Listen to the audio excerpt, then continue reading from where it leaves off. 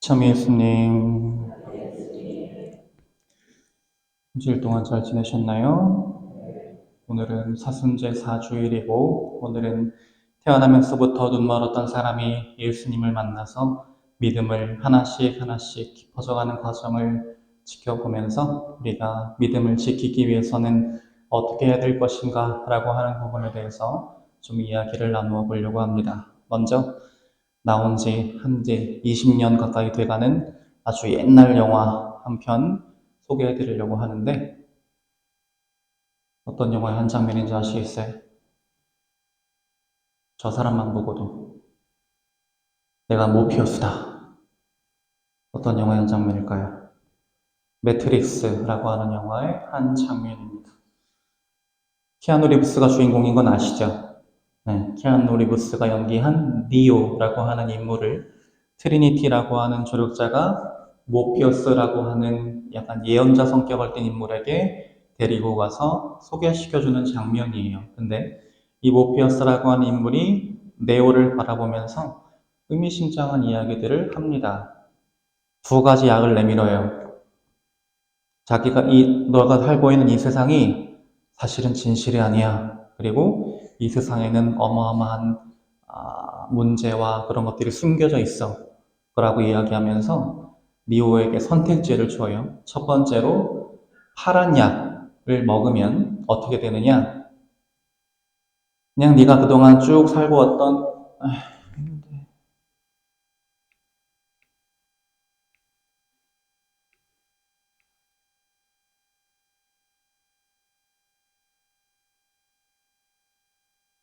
파란 약을 먹으면 자기가 살고 있는 세계에 대한 진실은 굳이 알 필요 없이 그동안 쭉 살아왔던 대로 계속 살아갈 수 있다라고 이야기합니다.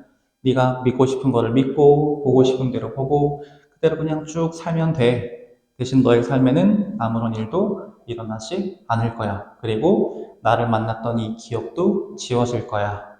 그리고 또 다른 선택지인 빨간 약이 있습니다. 빨간 약을 먹으면 이제부터는 너는 진실을 보게 될 거야.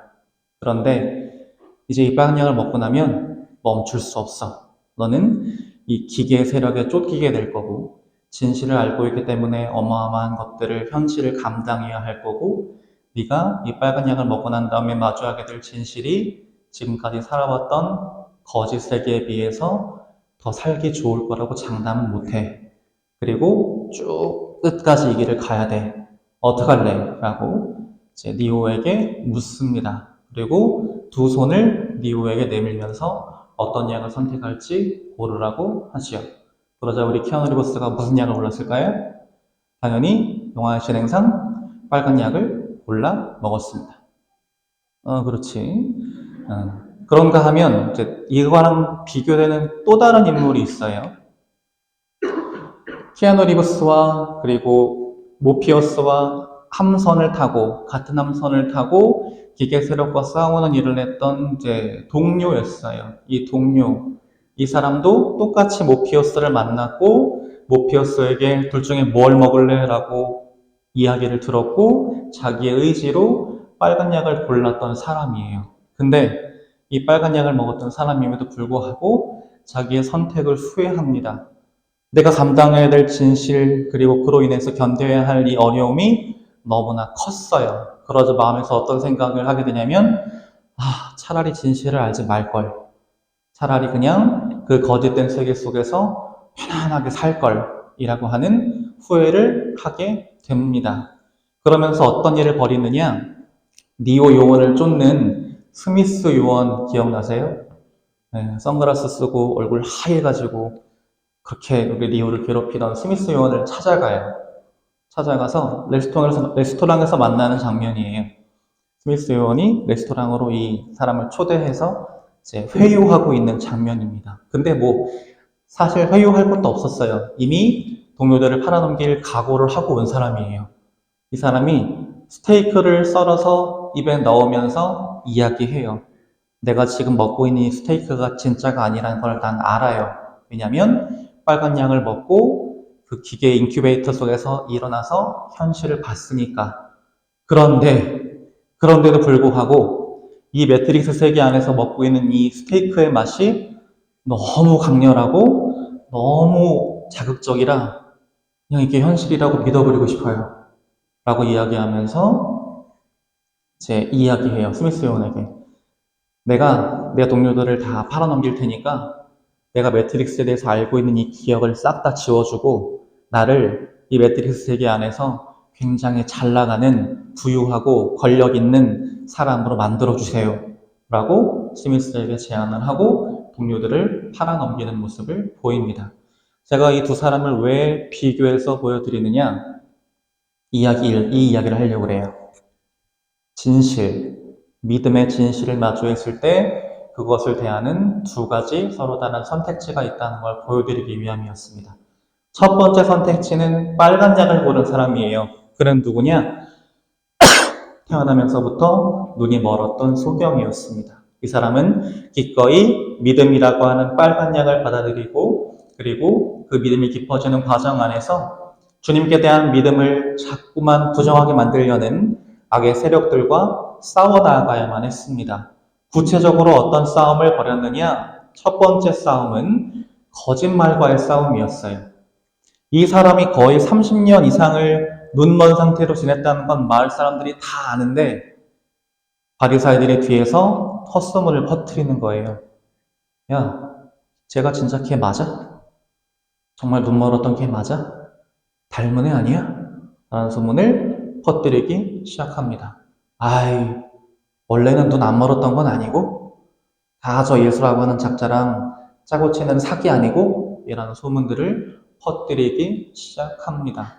그 잘못된 소문들 때문에 유다인들 중에는 이 사람이 눈이 멀었었다라고 하는 사실, 그리고 예수님께 치유받아서 이제는 앞을 보게 되었다라고 하는 분명한 사실을 믿지 않으려는 사람들이 등장하게 돼요.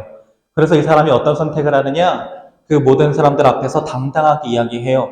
예, 제가 바로 그 사람이에요. 옛날에 눈이 멀었었는데 예수님이라고 하는 분을 만나서 너무나 큰 은총을 입고 이제는 앞을 보게 된 바로 그 사람, 나 맞아요. 그러니까 이제 그런 거짓말 그만해요. 라고 당당하게 선포하게 됩니다. 예수님이라는 분이 진흙을 기어 내 눈에 바르신 다음 실로암 못으로 가서 씻어라 하고 나에게 이르셨습니다. 이 과정을 통해서 나는 눈을 뜨게 됐습니다. 라고 사람들 앞에서 당당하게 선포했던 거죠. 자, 두 번째 관문, 두 번째 적은 무엇이었느냐? 무관심과 외면이라고 하는 부분이에요. 이 바리새인들과 종교제도들이 참 치사한 게 이 사람한테 회유해서 안 되니까 누구까지 건드리냐면 사실 가족은 건드리면 안 되는데 부모님한테 가가지고 슬쩍 물어봐요. 야, 네 아들 진짜 눈 멀었던 거 맞아? 야, 네 아들이 눈이 떴다는데 어떻게 된 거야? 잘 물어봐. 그러면서 이야기하기를 굳이 예수라는 사람 만나서 안식일에 치유받았다는 이야기 돌아봤자 좋을 거 없잖아. 그냥 하느님의 은총으로 그렇게 됐다라고 얘기하게 해. 라고 회유하려고 갔던 거죠. 그러자 이제 이 사람의 부모님이 겁을 잔뜩 집어먹었어요. 아, 큰일 났다. 여기서 내가 내 아들이긴 하지만 내 아들에게 일어났던 일을 그대로 내가 증언했다가는 내가 어떤 불이익을 당할지 모르겠구나. 심지어 이 유다인들에게 있어서 회당이라고 하는 건 종교생활의 중심이자 모든 친교의 장인데 거기서부터 쫓겨날 수 있겠구나라고 하는 두려움을 가지게 되어서 사람들 앞에서 자기 아들에게 증언해 주기를 거부합니다. 그러면서 뭐라고 이야기하냐면 우리는 몰라요. 우리 아들내미한테 무슨 일이 일어나는지 모르고 우리는 말하고 싶지도 않고 그러니까 우리 아들한테 직접 물어보시오. 걔도 나이를 허투루 먹은 건 아니니까 자기한테 일어난 사실은 자기가 제일 잘 얘기하겠죠. 라고 선을 긋는 모습을 보여요. 그럼에도 불구하고 우리 소경은 믿음을 잃지 않습니다. 다시 한번 바리새인들을 만나서 이 한 가지만은 다시 말해서 제가 눈이 멀었었는데 예수님을 만나서 이제는 보게 되었다라고 하는 건 전 분명히 압니다. 그리고 저는 그 사실을 절대 부정할 수 없습니다. 라고 이야기합니다. 태어나서 한 번도 세상을 못 보다가 처음으로 눈을 떠가지고 자기 부모님을 처음으로 봤어요. 근데 처음으로 본 그 부모님이 나를 감싸주고 보듬어주고 사랑해주는 게 아니라 우린 얘를 몰라요 라고 하고 등을 떠밀었어요. 어떤 심정일 것 같으세요? 세상이 무너지는 심정일 겁니다. 그럼에도 불구하고 이 사람은 자기 믿음을, 자기가 본 진실을 외면하지 않아요. 가족들에게 거의 버림받는 것 같은 외면당하는 그런 큰 슬픔과 괴로움에도 불구하고 자기가 겪었던 예수님에 대해서, 자기가 마주한 주님에 대한 진실에 대해서 끝까지 선포하고 지킵니다. 그 다음에는 세 번째 적이에요. 드디어 기승전결 중에 전까지 올라갑니다. 가장 큰 위기를 맞이했어요. 회유하려고 해도 안 듣고 협박을 해도 안 들으니까 바리새인들이 이제는 이 사람에게 화풀이를 하기 시작합니다. 야, 너는 태어날 때부터 죄 짓고 태어나가지고 병자로 태어난 놈 주제에 네가 뭘 안다고 우리를 가르치려고 들어? 라고 하면서 이 사람을 유대인 회당 밖으로 쫓아내버려요. 아까 말씀드렸던 것처럼 유대인들에게 회당에서 쫓겨난다라고 하는 건 단순히 건물 밖으로 나가는 게 아니라 공동체에서 추방당해서 이제부터는 혼자 살아야 된다는 뜻입니다. 우리는 저 나쁜 놈을 우리와 똑같은 하느님을 모시는 같은 민족을 인정할 수 없으니까 알아서 하시오라고 이 사람을 몰아낸 거예요. 굉장히 큰 일이었습니다. 죄를 지었다라고 하는 부정한 사람 취급받은 것도 억울한데 공동체에서 추방당해서 철저한 고독 속에서 외롭게 살아가야만 되는 상황이었어요. 아니, 눈 뜨고 나서 새로운 세상 맞이하면서 행복했던 게 불과 엊그제 같은데 당장 마주한 진실이 너무 가혹하죠. 하지만 이 사람을 우리 예수님께서는 그냥 내버려 두지 않으셨습니다. 이 사람이 버림받고 마을 밖으로 나가 있을 때 이 사람이 가장 힘들고 괴로운 그 시간에 예수님은 그 사람을 직접 찾아가셨고 물어보십니다. 얘야, 나를 만나고 나에 대한 진실을 이야기하느라 끝까지 그 진실을 사람들 앞에서 지키느라 많이 힘들었지. 너 근데 그럼에도 불구하고 아직도 내가 세상을 구원하실 주님이라는 것을 믿어? 라고 이 사람에게 묻습니다. 뭐라고 답했을까요? 당연히 이 사람은 저는 믿습니다 라고 예수님께 대답하고 그 믿음의 결과 구원받게 됩니다. 이것이 믿음이라고 하는 빨간 약을 선택해서 그 빨간 약을 지키기 위해 노력했던 우리 소경이 맞이한 결말이에요. 그렇다면 또 다른 부류가 있죠.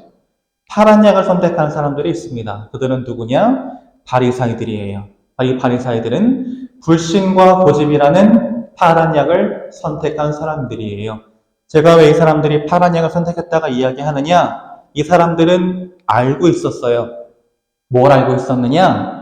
메시아, 그리스도께서 오셔서 이 땅에 하느님 나라를 세우시면 자기들이 지금 누리고 있는 부와 명예와 권력 같은 것들은 아무짝에도 쓸모없는 정말 부질없는 것들이 된다라고 하는 걸 모르지 않았어요. 그런데 그걸 모르지 않았음에도 불구하고 그 부질없는 것들을 끝까지 손에 움켜쥐고 지키기 위해서 무엇을 택하느냐? 진실이 아니라 거짓을 택하고 진실을 받아들이기보다는 진실을 거짓으로 덮어서 외면하고 부정하는 쪽을 선택한 것입니다. 그러면서 굉장히 치사한 시도들을 해요. 무엇을 하기 위해서? 첫 번째로는 마을 사람들이 다 아는 그 소경이 원래는 소경이 아니었어 라고 거짓말을 해서 예수님이 그 병자를 치유하셨다는 사실을 부정해 보려고 시도해요. 그러나 이 시도는 이 소경의 증언에 의해서 보기 좋게 깨지죠. 제가 그 사람인데요? 라고 하는 증언으로 깨졌고, 두 번째 시도는 예수라고 하는 그 자는 안식일 규정을 어긴 사람이야. 왜냐면 원래 우리 안식일 규정에는 집을 짓는 노동을 해서도 안 되고 진흙을 개서 어디에 발라서도 안 되는데 저 사람이 그 병자 어떻게 고쳤는지 봐. 진흙을 개어서 그 사람 눈에 발랐다잖아. 그럼 그 사람은 안식일 규정을 어긴 죄인이고 그런 죄인이 우리의 그리스도가 될 수 있어? 아니야. 절대 그럴 수 없어. 우리는 절대 인정 못해. 라고 예수님께서 그리스도이심을 부정해보려고 했지만 이 역시도 이 소경의 목숨을 건 증언에 의해서 박살나고 맙니다. 저는 그런 얘기 못 들어봤어요. 저는 죄인이라는 사람이 하느님께 기도하시는 걸 하느님이 들어주신다는 거 본 적 없어요. 저는 사람이 태어나면서부터 눈먼 사람을 고쳤다는 것도 들어본 적 없어요. 아니, 이 두 가지 사실만 봐도 저분이 대단하신 분이고 특별하신 분인 건 이 무식한 나도 알겠는데 니들은 왜 몰라요? 라고 하는 이 소경의 솔직한 증언으로 이 시도까지도 실패하게 되지요. 그러자 아까 말씀드렸던 것처럼 화풀이로 소경을 공동체에서 쫓아내려고까지 하게 됩니다. 하지만 손바닥으로 하늘을 가린다고 해서 진실이 바뀌지 않습니다.